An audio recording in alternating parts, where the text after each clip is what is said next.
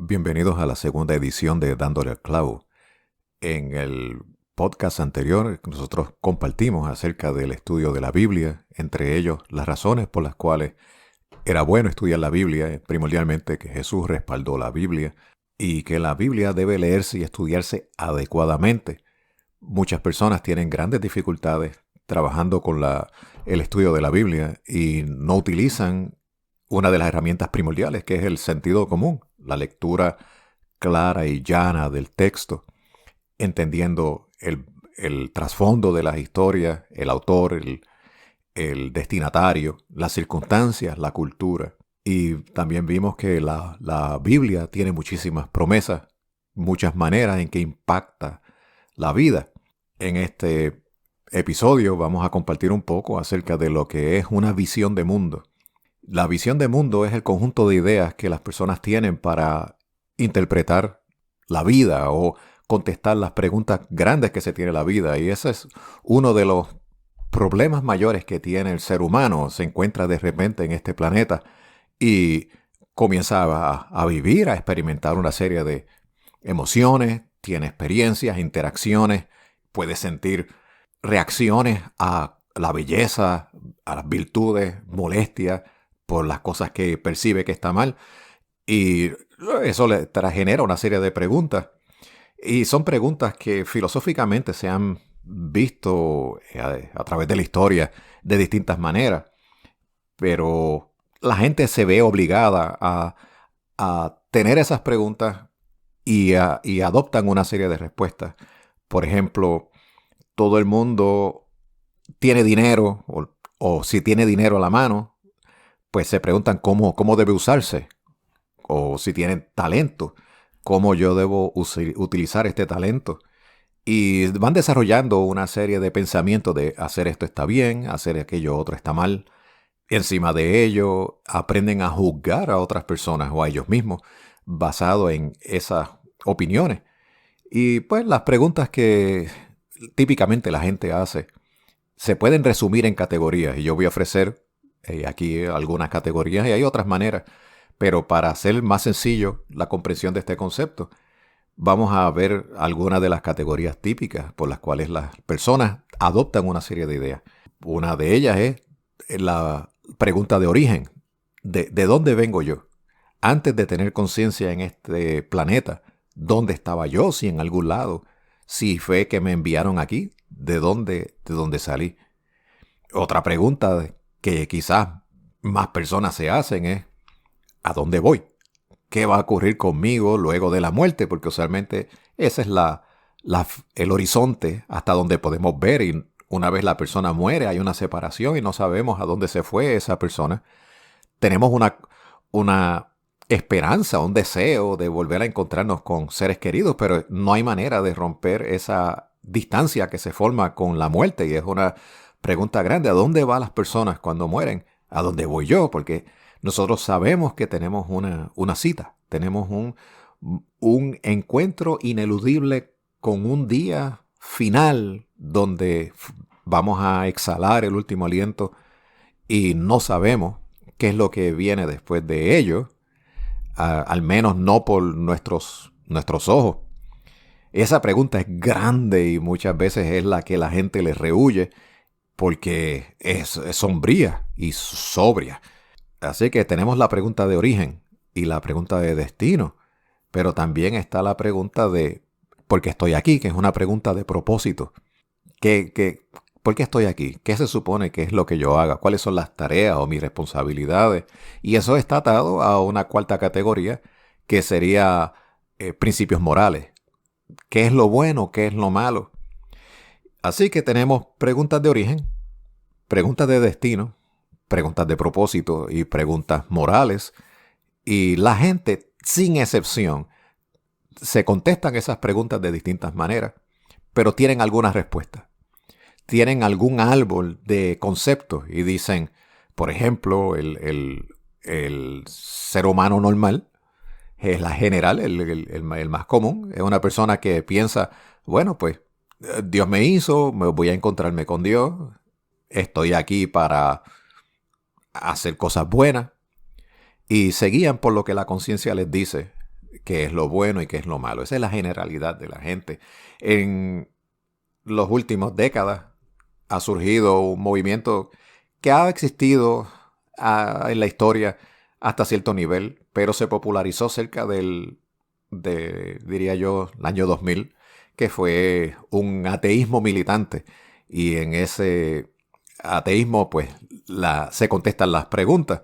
¿De dónde vengo? Pues de una sopa de aminoácidos. ¿A dónde voy? A la muerte del universo, que es un frío eterno.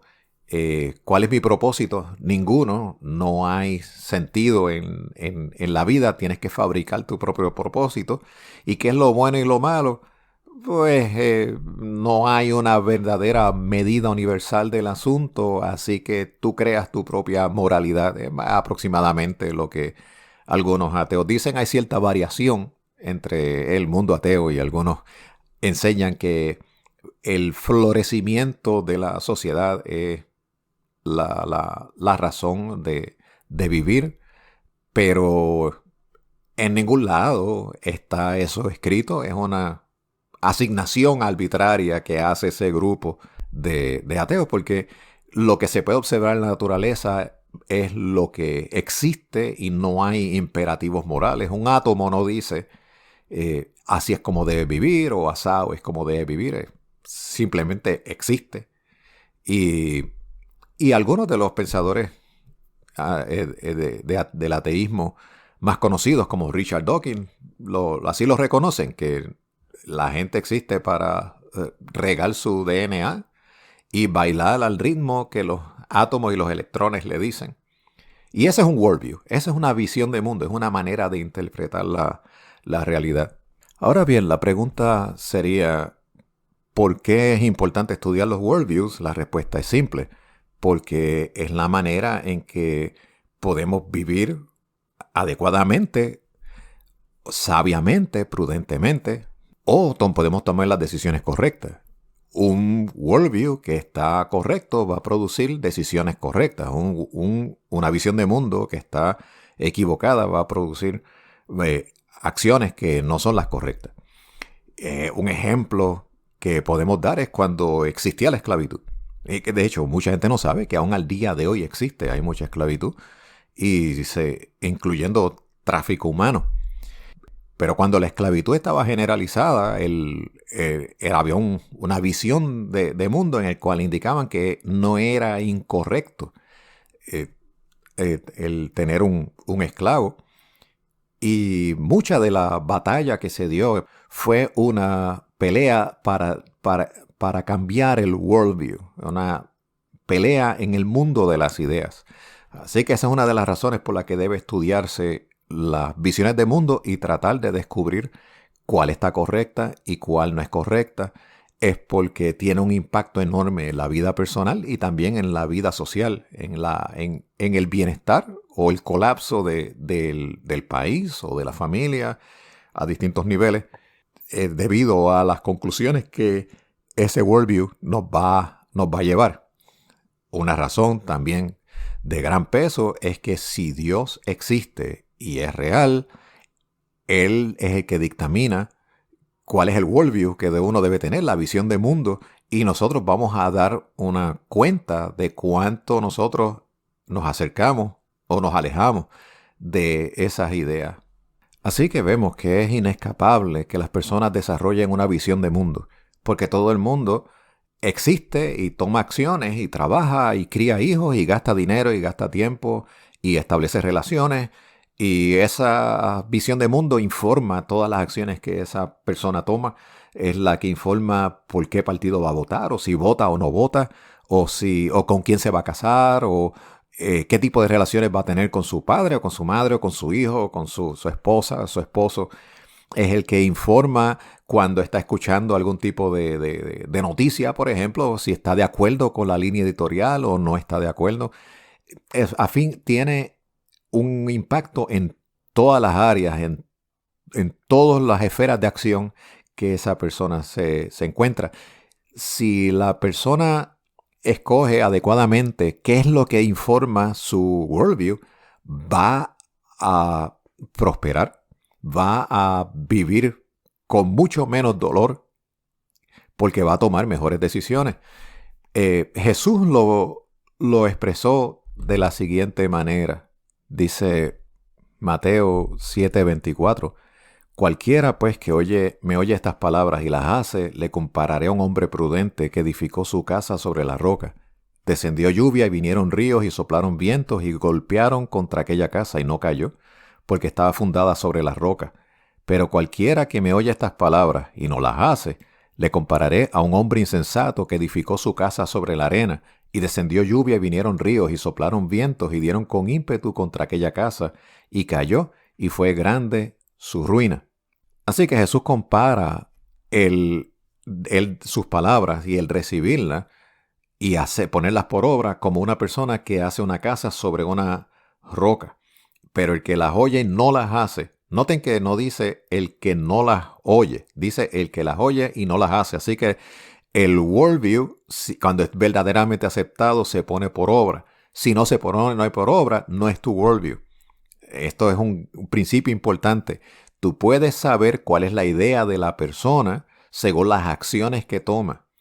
Si tú tienes unas ideas pero unas acciones diferentes, estás bajo engaño, porque las ideas verdaderas que están en lo profundo de la mente y del corazón son las que se manifiestan en las obras.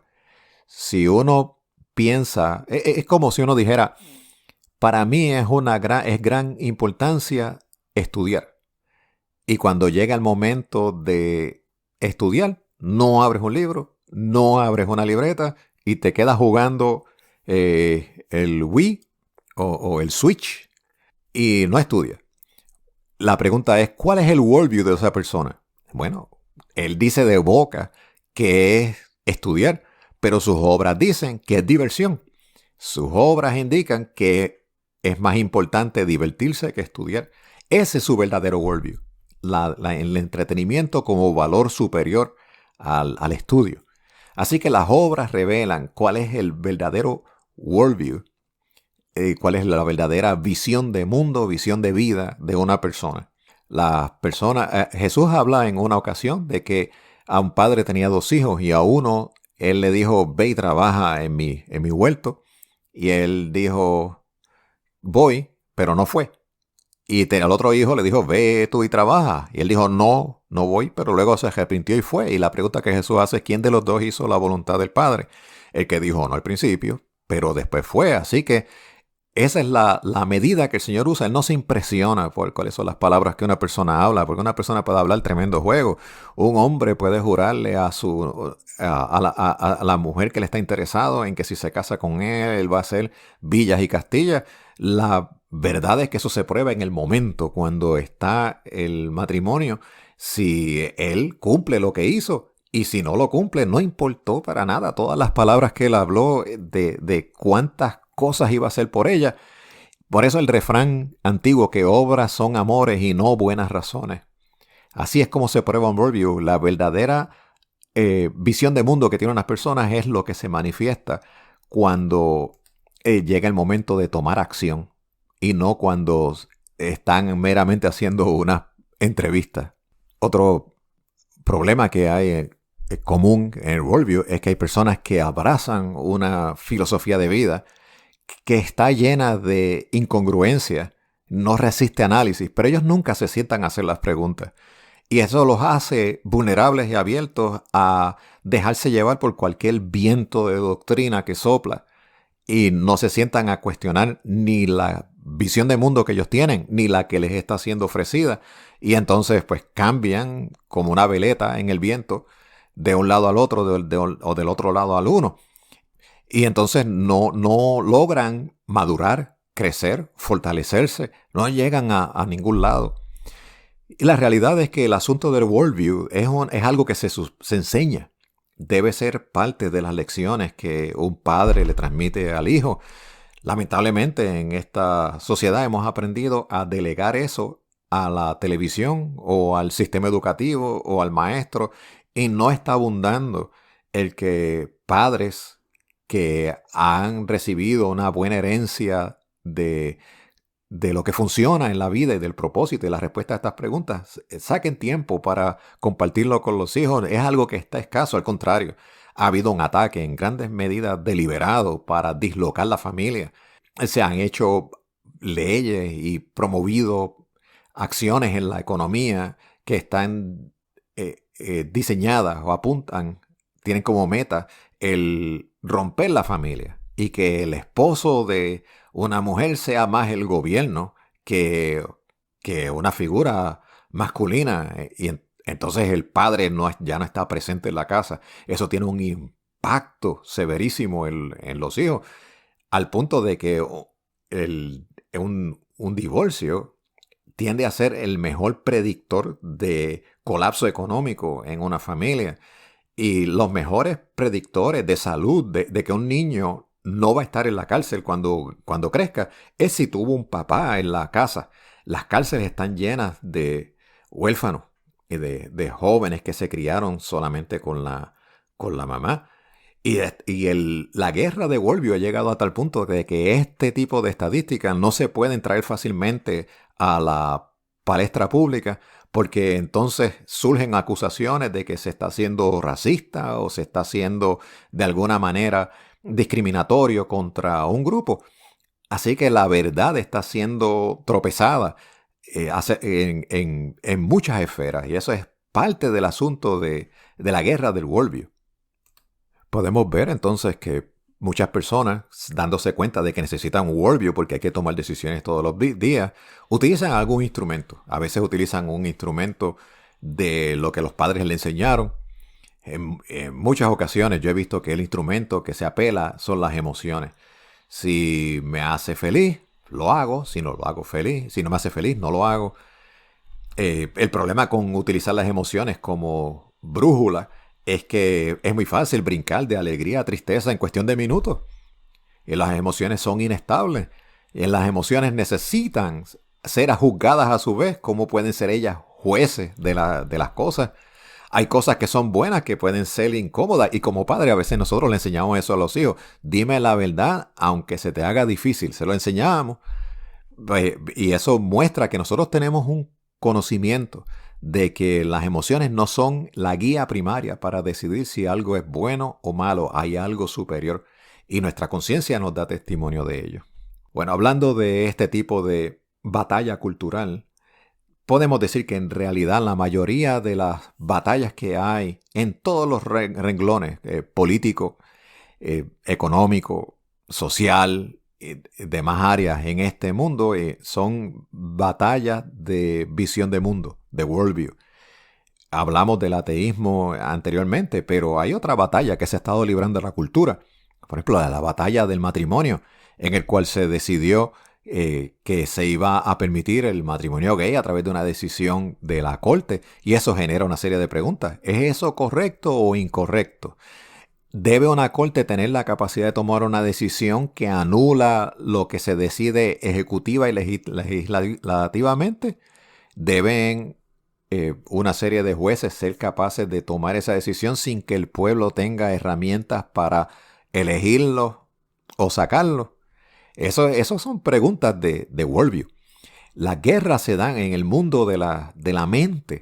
Si ustedes miran cómo Jesús trabajaba con las personas, Jesús se acercaba al individuo y le daba una serie de palabras que se supone que la persona escuchara y meditara. Eso es un contacto en la mente. Cuando Jesús interactuaba con la gente, Él les hablaba a la mente, al alma y al espíritu simultáneamente. A la mente porque le daba unas palabras que se podían oír o se pueden leer y entran al cerebro y la gente las medita y las piensa y se las daba en el idioma que podían entender. Él no les habló chino, Él les habló el lenguaje que se hablaba en aquel tiempo, que podía ser griego o hebreo, arameo. Les hablaba también al alma porque Él los retaba a que examinaran qué era lo que la conciencia testificaba según las palabras que Él daba. Y les decía, ¿qué les parece a ustedes? ¿Es bueno hacer esto o es bueno hacer aquello otro? Y eso activaba la voluntad y el entendimiento de las personas. Así que le hablaba a la mente, les daba una serie de principios para que ellos llegaran a una conclusión. Y por eso usaba preguntas para que también examinaran dentro de la conciencia que ellos tienen si las palabras que le estaba diciendo eran razonables o no. Pero también hablaba al Espíritu, porque el Espíritu Santo que estaba sobre Jesús, Jesús dijo que él había sido lleno del Espíritu. Me ha ungido el Señor para hablar apertura de cárcel y devolverle la vista a los ciegos.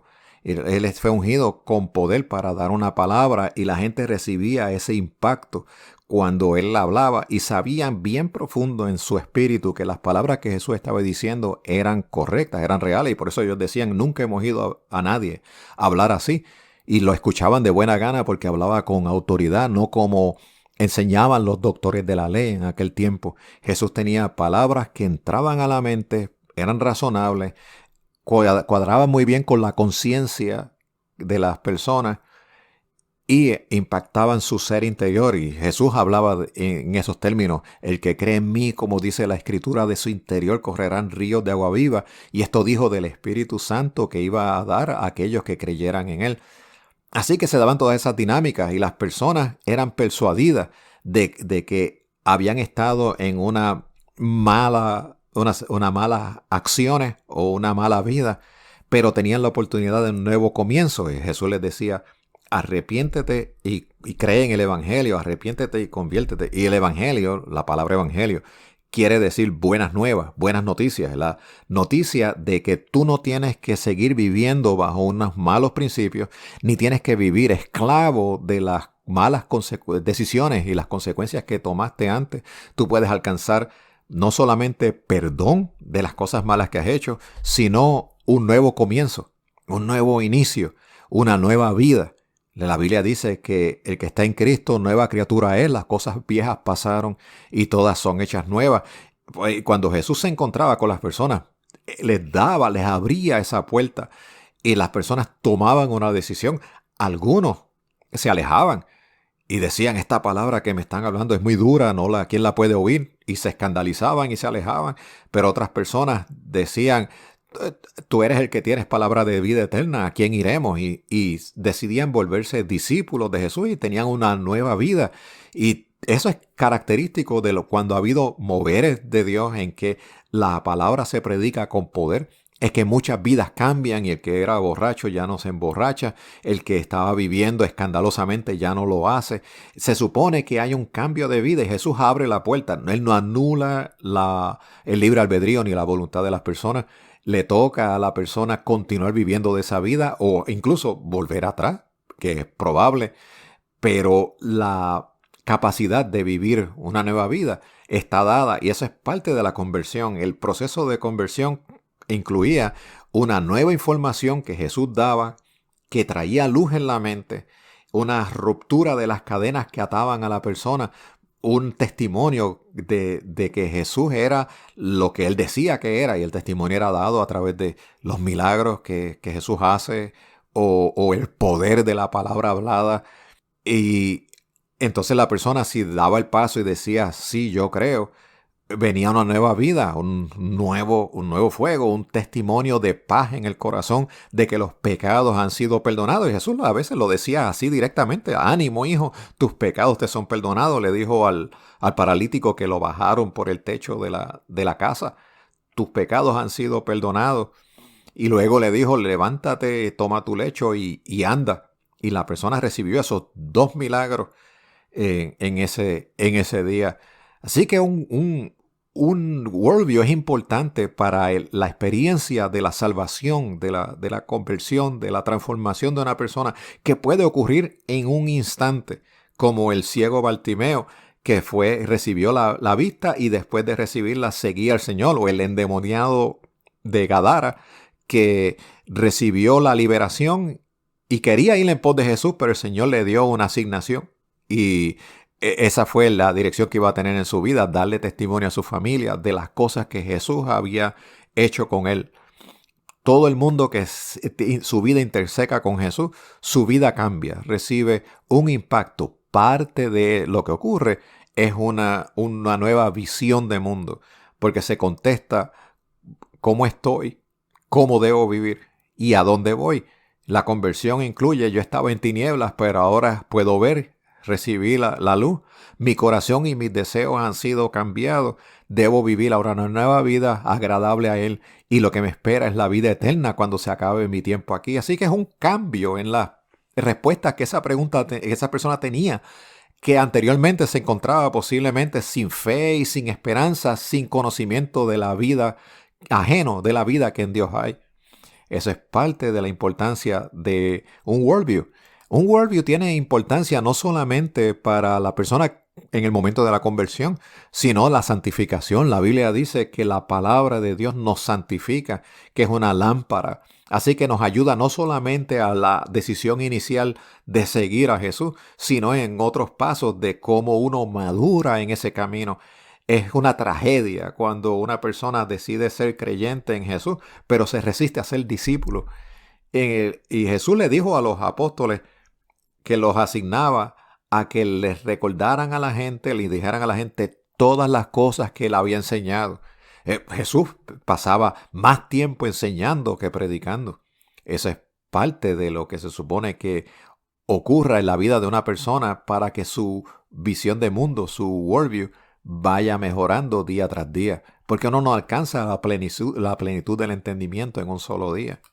La Biblia dice en Efesios 4:22, en cuanto a la pasada manera de vivir, despojaos del viejo hombre que está viciado conforme a los deseos engañosos.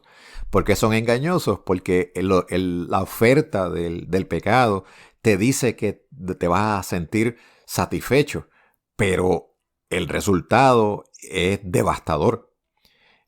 Después viene la lamentación, después viene la cosecha de las consecuencias y la separación que eso provoca con Dios. Y dice, y renovaos en el espíritu de vuestra mente. Nosotros hemos sido muy negligentes con el asunto de la mente. Pensamos que cosas como el cristianismo, la religión son emocionales. Y la gente si recibe una gran emoción, están experimentando a Dios. Pero Jesús dijo que el primer mandamiento, el más grande, era amar a Dios con todo el corazón, con todas las fuerzas, con todo el espíritu y con toda la mente. Y eso es un área que está descuidada porque mucha gente piensa que el cristianismo es escaso de mente, es para la gente que no puede tener una gran capacidad de pensamiento intelectual. Eso es para las masas. Como dijo alguien, es el opio de las masas para mantener la gente embrutecida, y es todo lo contrario. Jesús fue el hombre más inteligente que jamás ha existido. Él mismo dijo que él era más que Salomón, que es el hombre reconocido en la historia como el más sabio. En realidad era inferior a la inteligencia que Jesús tenía. Por eso es que Jesús decía tantas cosas que venían con una trampa y los enviaba de vuelta con el rabo entre las patas. Le preguntaban sobre dar el impuesto y es que viene la frase: a dar al César lo que es del César y a Dios lo que es de Dios, que es una frase que aún al día de hoy se utiliza porque se reconoce la gran sabiduría que está insertada en esas palabras. Y eso es parte de la herencia que nosotros tenemos, la capacidad de pensar adecuadamente como Jesús pensaba. Nuestras mentes también pueden ser transformadas. La Biblia dice que Jesús nos fue hecho a nosotros sabiduría, que nosotros tenemos acceso a la mente de Cristo como una de las herencias que podemos recibir como creyentes. Eso es parte de lo que ocurre cuando una persona tiene un encuentro con Dios y su visión de vida, su worldview, es impactado. Las guerras que se han estado formando en la cultura han sido impresionantes. Tenemos una guerra ahora mismo en el matrimonio, en el cual la pregunta es: ¿está bien que dos personas del mismo sexo se casen? Y las respuestas que se dan tienen que ser sacadas de la visión de mundo que la gente tiene. Si la visión de mundo viene de la Biblia, la respuesta es no. Dios diseñó el matrimonio, se supone que es un hombre y una mujer. Pero si lo que informa la visión de mundo es la emoción, pues entonces dos personas del mismo sexo que tengan una emoción se pueden casar. Así que vemos que la visión de mundo es importante porque es fundamento para una decisión tan grande como el matrimonio. Pero ¿qué ocurre? Que si lo que forma un matrimonio es meramente la existencia de una emoción, pues las emociones son fáciles que se disipen, entonces el divorcio viene a ser una cosa cotidiana y fácil de hacer. Y los votos entonces vienen a ser secundarios, porque lo que se utilizó como primario fue la existencia de la emoción. Y la razón por la que hemos visto ese deterioro en la cultura en el cual desde el matrimonio homosexual estamos hoy a las batallas en el asunto de los drag queens enseñándole a los niños la pedofilia y movimientos que están tratando de hacer el estar atraído a menores como algo normal. Se están dando esas batallas, es precisamente por aquella puerta que se abrió. Porque si una emoción basta para declarar que un matrimonio entre dos personas del mismo género se pueden casar y no los principios divinos, pues ¿por qué no pueden ser 5 en lugar de 2 o 10? Y de ahí surgieron los poliamorosos que dicen, bueno, yo me siento atraído a 8 personas, pues nos podemos casar todos porque lo que hace el matrimonio es la existencia de emociones. Pero entonces después viene el otro y dice, bueno, ¿y por qué no puedo yo casarme con el buzón del frente de mi casa? Yo me siento atraído a eso. No, pues, sería emociones también. Y vino entonces el otro y dijo, pues yo me quiero casar con un menor porque yo tengo una emoción hacia ese niño y ese niño tiene emociones hacia mí porque me responde posiblemente por la manipulación o el grooming. Y entonces utilizan eso para ser aceptado. Y hay una guerra que se está librando. Pero la raíz de esa guerra que se está librando viene de haber comenzado a distanciarse de Dios. De hecho, no viene por el matrimonio gay. Viene por el descuido del matrimonio tradicional en el cual abrimos la puerta al divorcio por cualquier causa. Y se hizo de las emociones algo superior a lo que se supone que fuera la importancia de un compromiso, una palabra que es una declaración que Dios hizo, que lo que Dios juntó no lo separe el hombre. Y cuando se existía el divorcio era una medida extraordinaria para trabajar asuntos excepcionales, como sería pues, el abuso en el hogar o el adulterio y el abandono. Pero hubo un cambio en la visión de mundo de muchos creyentes que se distanciaron de la Biblia, comenzaron a tratar como común algo que se supone que fuera santo. Los no creyentes lo vieron y detectaron que era el momento de poder atacar y tirar eso al piso. Y detrás de ello hay muchas personas con ideas que son bien contrarias a la democracia o la Biblia, que saben que la manera de establecer movimientos políticos más tiránicos incluyen destruir los fundamentos cristianos, porque del fundamento cristiano del matrimonio, de la libre empresa, de la libertad de expresión, de la libertad de culto, del derecho a la autodefensa, el derecho a la propiedad privada, son columnas que hacen muy difícil la entrada de sistemas en el cual no hay propiedad privada, todo es controlado por el gobierno, la gente es básicamente propiedad del gobierno. Si esos son sistemas comunistas, los comunistas detectan correctamente que el cristianismo les es enemigo. ¿Por qué? Porque tiene un set de ideas diferente al que ellos tienen. Es un worldview diferente. Y esto necesariamente nos lleva a una de las guerras que se está dando que se fue grande en el 2020. Había una serie de razones, pero es un tema que ha estado ardiendo y esa herida no sana. Y es lo que le llaman en inglés el Critical Race Theory o la teoría crítica de las razas. Y mucha gente no ha discernido cuál es el espíritu que está detrás de esto, pero pueden notar que no es saludable porque ahora hay una ofensa que no sana y no hay una explicación de en qué momento quedaría sanada. No hay lo que le dicen en inglés exit strategy, no hay una estrategia para poder pararse un día y decir las heridas raciales están sanadas. no, se convierte en algo que es perpetuo y que no sana nunca. Y la raíz que está detrás de mucho de esos movimientos del Critical Race Theory son ideas marxistas. Uno de los principios del comunismo es que las sociedades, tú tienes explotadores y explotados. Originalmente el explotador era considerado la persona que tenía la riqueza y el explotado era el obrero que era obligado a trabajar para multiplicar la riqueza del explotador. Y esa idea de guerra por clases económicas no tuvo tan gran recepción en Estados Unidos, porque en Estados Unidos existía el camino para uno poder moverse de una clase económica. Si uno trabajaba y hacía una inversión o mejoraba los talentos a través del estudio o montaba una empresa, podía subir. No era una sociedad determinista como digamos la sociedad hindú, donde la casta donde uno nace es ahí donde uno está para siempre. Había movilidad en Estados Unidos, así que esas ideas comunistas no fueron tan bien recibidas. Hubo segmentos que sí entraron un poco más profundo, pero en general fueron bastante resistidas.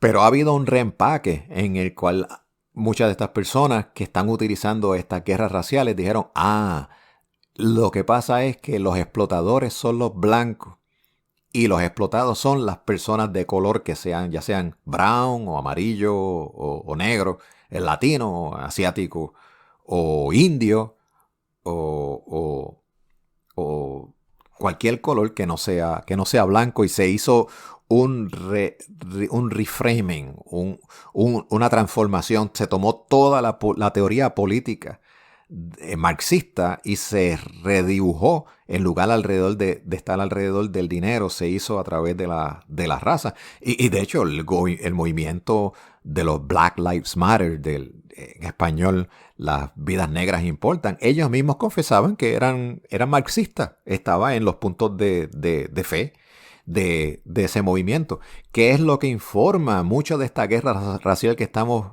viendo. No es la Biblia, porque la Biblia enseña que Dios creó a Adán y Eva y todas las personas que han descendido de ellos están al mismo nivel. Eso es la enseñanza bíblica. Y aun si no lo estuvieran, la Biblia también enseña que Jesús murió para reconciliar los distintos grupos en un solo hombre. Por eso es que para Dios existe una sola iglesia, un solo cuerpo de Cristo. Y no importa si alguien es hombre o mujer o esclavo o libre o judío o no judío, todos son uno en Cristo Jesús. Eso es parte del mensaje del Evangelio. Pero ese no es el movimiento de Black Lives Matter. El movimiento de Black Lives Matter es un movimiento de una ofensa perpetua, en el cual por la esclavitud pasada, que ni sufrió esa persona, ni es culpa de los blancos que están vivos hoy día, algo tiene que hacerse al respecto y tiene que retribuirse. Pero nunca hay una definición de cuál es. Nunca es suficiente. Los movimientos de acción afirmativa nunca han sido suficientes. Y sigue esa herida y sigue siendo explotada por algunos líderes que saben que mantienen control y poder en la medida en que las personas creen en ese worldview. Así que podemos ver ahí que es un punto de guerra en las culturas y cuán importante es tener el worldview correcto. ¿Quién está correcto? ¿Está Dios correcto o están estas personas correctas? La invitación en este programa es a examinar no meramente la guerra que se está dando, sino cuál es la idea detrás de esa guerra, qué es la proposición de cada parte para poder determinar qué es correcto y qué es incorrecto. Si uno no saca el tiempo, lo que va a ocurrir es que va a estar siempre en esas peleas políticas y se van los años, se van las décadas peleando sin unas reglas de juego en el cual se pueda medir con una regla quién está bien y quién está mal. Y cuando vienes a ver, has invertido toda tu vida en pujas políticas que no tienen final, porque las ideas que tenías no resolvían el asunto. Y así se le va la vida a muchísimas personas. Eso es bien importante. Así que hemos visto en la importancia del worldview en temas que están ardiendo al día de hoy. Otro ejemplo que es bien grande es el asunto de matar al bebé antes de nacer, el asunto del aborto. la pelea de decir que ese niño es sacrificable por la conveniencia de la madre. O sea, si sacamos fuera los ejemplos más extremos que se traen, la realidad es que más del 95% de los abortos se están dando como método anticonceptivo, no porque haya habido algún tipo de razón médica o violación o estos factores. Y se parece mucho a la guerra de la esclavitud. Si el esclavo no es una persona, pues se vuelve propiedad del dueño. Pero si es una persona, entonces no estás tratando al prójimo como quisieras que te trataran a ti. Más que eso, te estás siendo ladrón porque estás beneficiándote del sudor de la frente de otra persona y tú le estás obligando a estar en esa relación. Así que el asunto del aborto es crítico y es uno de los asuntos donde más radical se ha ido en contra de toda lógica, porque parte de la razón que este asunto creció fue porque algunas personas comenzaron a proponer hasta matar al niño después de nacer, que eso fue lo que hizo el antiguo gobernador de Virginia. Y eso lo que viene, esas luchas vienen por cuál es el worldview que informa a las personas. ¿Es el worldview cristiano? ¿O es uno ateo o utilitario y no conforme a las cosas que la Biblia dice? Así que el tiempo no da para cubrir todos los temas donde se da esa guerra, pero hemos visto ataques en cuestión de la autonomía en el cuerpo, porque los mismos que reclaman el derecho a abortar son los que te dicen que tú no puedes rechazar una supuesta vacuna y que es una invasión a tu cuerpo y puede impactar al bebé si la persona que se vacuna está embarazada. Y no hay, uno le pregunta a las personas cómo es la lógica en el asunto y se rehúsan a pensar, porque también parte del worldview que está abundando en la calle es que lo más que importa es el poder y no la razón. La verdad no tiene valor en sí misma, sino que utilizamos las palabras para imponer la agenda que nosotros queremos. Eso es parte del worldview de muchas de las personas que están en estos movimientos que algunos llaman woke en los Estados Unidos y se ha regado en el mundo, y por eso se ven incongruencias en el cual regañan a un país avanzado que ha estado haciendo progreso en el manejo de la energía y la basura, pero países que son notorios en la contaminación, nadie les dice absolutamente nada, porque es una batalla de poder que una búsqueda de la verdad. Eso es bien importante. Es bien importante el asunto del worldview, porque el worldview de Dios, los principios divinos, no son enseñados en muchos lugares. Hay algunas iglesias que han sido fieles, hay otras que han sido tímidas y han abandonado los principios, porque cuando uno concuerda con Dios, eso trae ira y trae persecución. Jesús lo dijo, él lo mataron y él dijo que muchos iban a ser perseguidos por causa de su nombre y por las cosas que él enseñaba. Eso tiene un precio en que puede disminuir la cantidad de dinero que entra en una iglesia. Yo creo que si yo fuera pastor, no creo que pasaría de 10 ovejas, a menos que explotara un gran mover de Dios, porque estas son cosas que son ofensivas. Si uno quiere hacer crecer una iglesia, Jesús lo dijo bien claro, que el camino de perdición es ancho y muchos andan por él, el de salvación es estrecho y pocos lo encuentran. Obviamente, si la preocupación primordial es grandes finanzas, tú tienes que predicar cosas que le guste a la gente del camino ancho, para que te llenen la iglesia. Pero si comienzas a hacer de las cosas que Jesús decía, muy posiblemente personas visiten y después no regresen, porque no es fácil. Jesús lo llamó un camino estrecho. Y la Biblia dice que el justo con dificultad se salva. ¿Dónde queda el pecador? La realidad triste es que la mayoría de las personas rechazan el worldview divino y deciden seguir el humano. Y el humano tiene montones de personas que lo prediquen.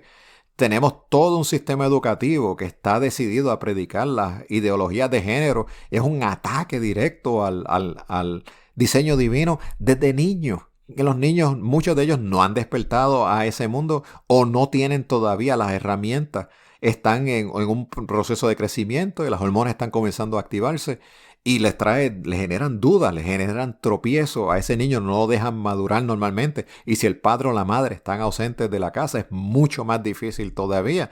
Ese muchacho es bombardeado con cosas como la pornografía, que abunda en la industria de entretenimiento, o la música que trata a la mujer como un objeto sexual y la letra es de las cosas más explícitas que te puedes imaginar. Definitivamente eso es una guerra que se hace por la mente de la persona. Están trayéndole otro worldview. Y tristemente muchos púlpitos también se han prestado para predicar el worldview que son, o ideas que son en contra de lo que el Señor aprueba. Para ir culminando con lo que estamos hablando, tengo que decir que parte de la importancia de tener un worldview correcto es porque va a llegar el día en que vamos a dar cuenta a Dios. Y mucha gente piensa que la manera de enfrentar la muerte es a través de guardar los mandamientos y punto. Pero la Biblia enseña que no hay una persona que haya logrado guardar todos los mandamientos. Todo el mundo ha tropezado, ha caído a pecado de una manera u otra. Y esa es la razón por la que necesitamos un Salvador, necesitamos un perdón de los pecados. Es parte del milagro de la conversión, es parte cuando Jesús se encontraba con la gente y les decía, arrepentíos y creed en el Evangelio. Cuando abundaba en qué era lo que él estaba hablando, él decía, yo soy el pan de vida, yo soy el camino, la verdad y la vida, nadie viene al Padre si no es por mí. Yo soy la luz del mundo, yo soy la puerta, el que entre por mí hallará pasto. Jesús es el Salvador, su nombre significa literalmente Salvador. Jesucristo quiere decir el Salvador ungido, lleno del Espíritu Santo para salvar. Él le decía a la gente, no temas el que puede matar el cuerpo, sino el que puede matar el cuerpo y echar el alma al infierno. ¿Qué está diciendo? Que cuando te encuentras en una encrucijada en el que tienes a un lado el aplauso humano y al otro lado el aplauso divino, aprendas a escoger el aplauso divino, aunque eso traiga la censura humana. Y esa es una de las razones más importantes por la que muchas personas, aunque reciben iluminación de qué es lo que Dios aprueba, acaban decidiendo en contra. Es porque aman más la gloria de los hombres que la gloria de Dios. Mi exhortación en este día es que evalúes dónde te encuentras en relación con la verdad revelada de Dios, en relación con estas preguntas de worldview, y evalúe si estás claro de a dónde vas a ir en el día de la muerte, si estás con las cuentas bien hechas con Dios y estás recibido como un hijo, o si estás en pelea, en rebelión, en guerra contra Él, porque tienes unos intereses que chocan con lo que Dios dice que es bueno o es malo. En los próximos programas vamos a comenzar a entrar a uno de los libros de la Biblia para ir viendo qué es lo que enseña y comenzar a conocer algunos pequeños puntos acerca del worldview divino, principios que enseñan cuáles son las verdades que nos ayudan a vivir como a Dios le agrada. Muchas gracias por el tiempo y será hasta la próxima.